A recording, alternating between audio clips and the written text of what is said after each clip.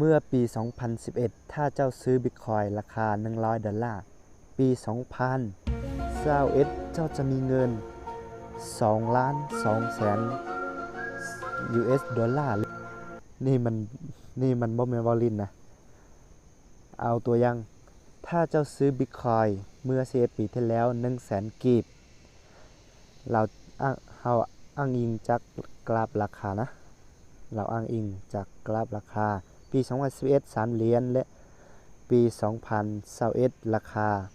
68,000 เหรียญดอลลาร์เนาะและเจ้าจาก 100,000 กีบจะกลายเป็นจะกลายเป็น2